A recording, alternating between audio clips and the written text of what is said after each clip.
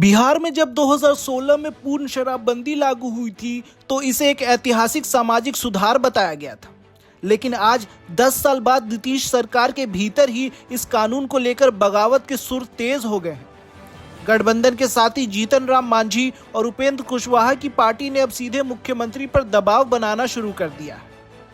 सवाल राजस्व के नुकसान का है, सवाल गरीबों पर हो रहे अत्याचार का है और सवाल उस होम डिलीवरी का है जिसने इस कानून की हवा निकाल दी।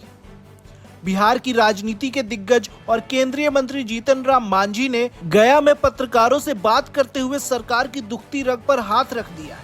मांझी ने तंज कसते हुए कहा कि बिहार में शराबबंदी सिर्फ कागजों पर है, असलियत में शराब की होम डिलीवरी हो रही है। उन्होंने साफ कहा कि इस कानून की वजह से बिहार को भारी राजस्व का नुकसान हो रहा है।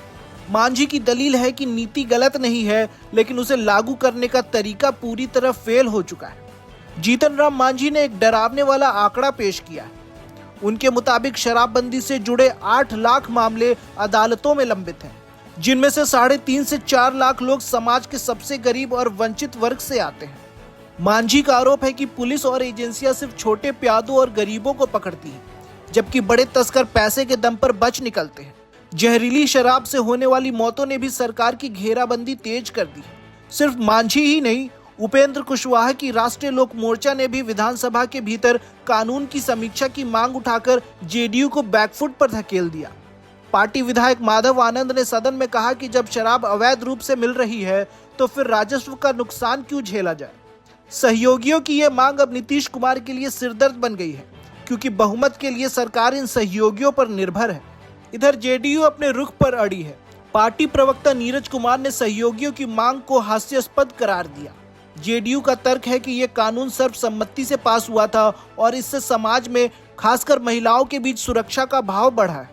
जेडीयू का मानना है कि शराबबंदी खत्म करने का मतलब होगा समाज को वापस अंधेरे में धकेलना।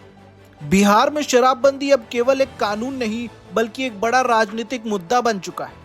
एक तरफ नीतीश कुमार की साख है तो दूसरी तरफ सहयोगियों का बढ़ता दबाव और 2025 के चुनावी समीकरण। अब देखना होगा कि नीतीश कुमार इस दबाव के बीच कोई बीच का रास्ता निकालते हैं या अपनी जिद पर कायम रहते हैं।